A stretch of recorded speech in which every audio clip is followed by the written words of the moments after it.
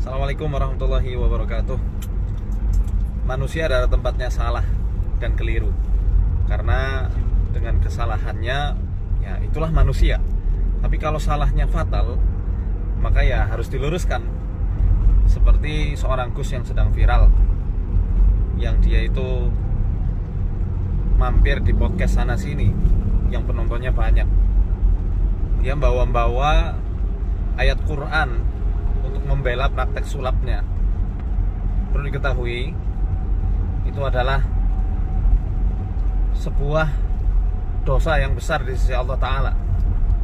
Jangan sampai kita selalu kaum muslimin berkata tanpa ilmu, apalagi terkait Al-Quran, apalagi untuk membenarkan atau melakukan sebuah pembenaran praktek sulap abal-abal untuk mengambil buhul sihir. Saya kaum muslimin yang tentu sangat percaya dengan adanya sihir, karena itu adalah sebuah bentuk keimanan kita pada Al-Quran ya. Akan tetapi kalau untuk sulap tipu-tipu ya, berkedok maunah, bukan karomah lagi sekarang, hijrah ke maunah ya, maka ini yang tidak bisa dibenarkan sama sekali. Berdalih maunah dan dengan keistiqomahannya ya, yang secara tidak langsung mengecap dirinya itu istiqomah, ini tentu tidak bisa dibenarkan.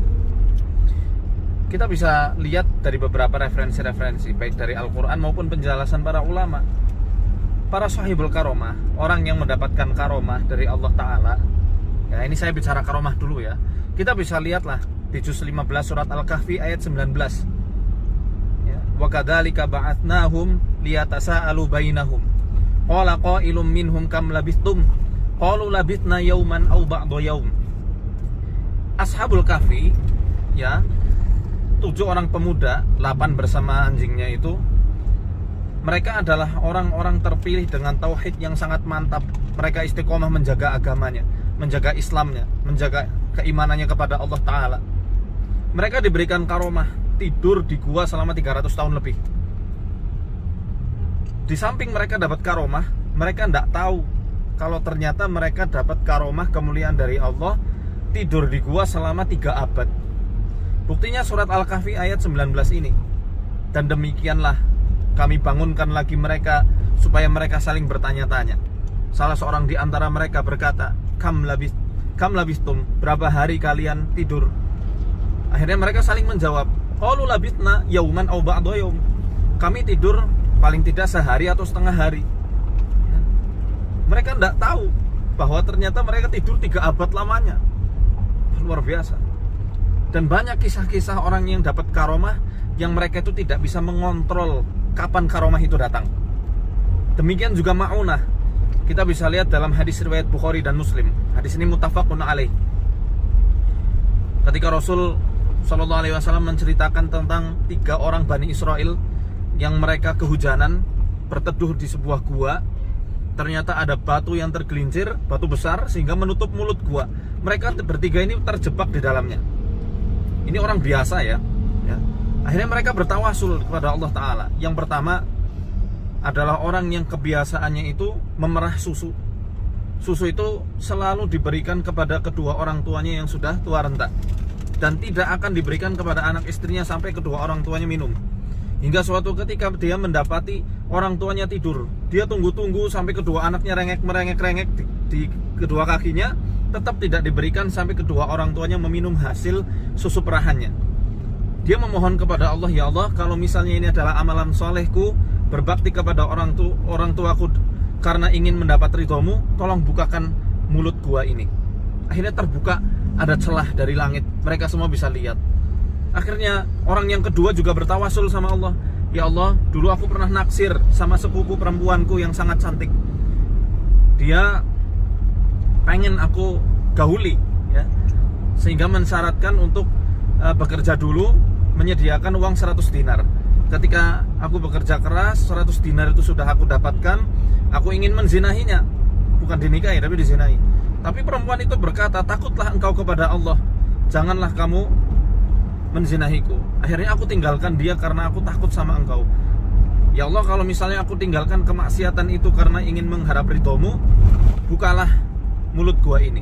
Akhirnya terbuka lagi, tapi masih belum sepenuhnya. Mereka masih belum bisa keluar.